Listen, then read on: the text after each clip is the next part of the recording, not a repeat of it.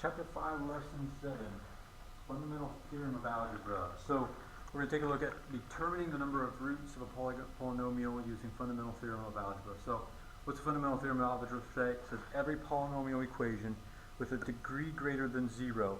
What's our degree? We're talking about exponents. Okay? Exponents greater than 0 has at least one root in the set of complex numbers. So let's take a look at what that means. So taking a look here, it says solve the equation may need to be factored first. So I can solve this. I can do my x puzzle. A times c, negative 48. B is 2. Well, what are my factors of 48? So that gives me 1 and 48.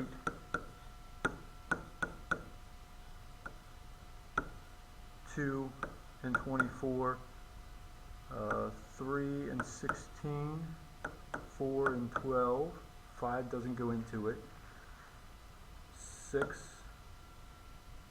and 8, 7 doesn't go into it, and we're back to 8. So looking here, I'm needing a 2, so I can see 6 and 8 are going to be my numbers. So I need a negative, or I need a positive 2 and a negative 48, so negative 6. 8 minus 6 gives me a positive 2. So I can factor this into x minus 6, x plus 8 equals 0. Now, how many solutions do I have? Well, right here, exponent, number of solutions, 2. What are those two solutions?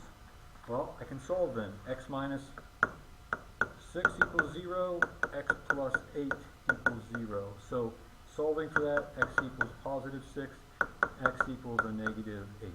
So negative 8 and positive 6. So negative 8, positive 6 are my two solutions.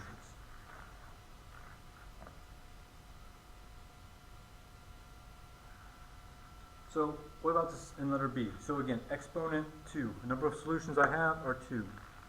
Now, those can be real and those can be imaginary. Okay? So I do know there's two solutions though. So does this factor? It does. It's a special factor.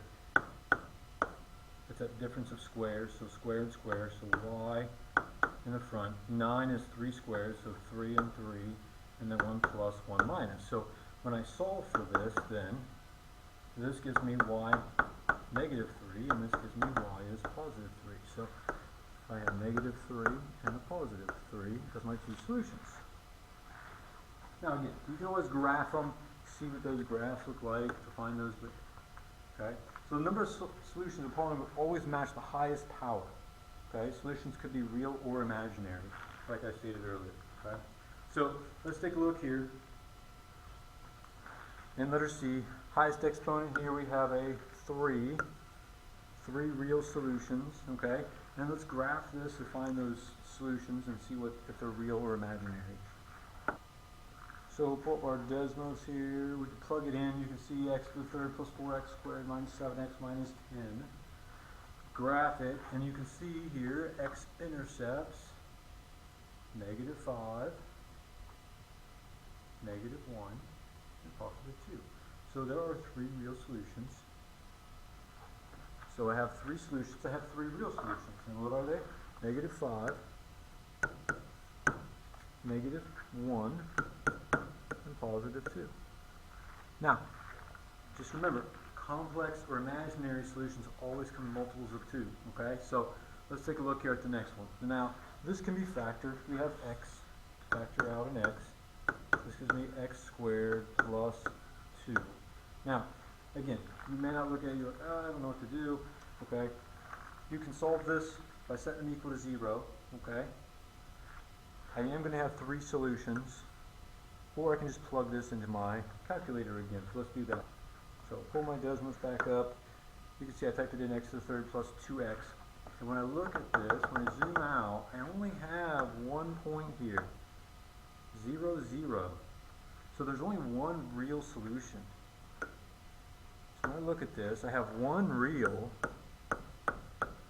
which means there's 2 imaginary solutions. One real is going to be 0.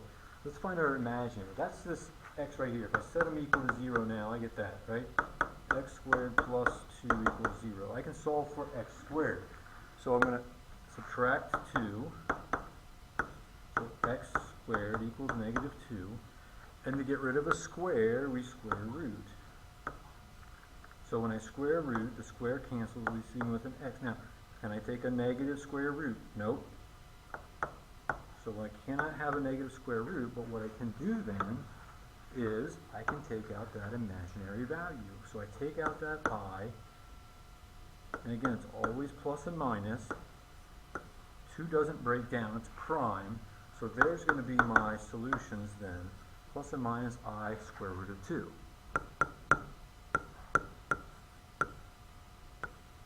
And there's my 3 solutions, 0, plus I square root of 2, and negative I square root of 2. Fine.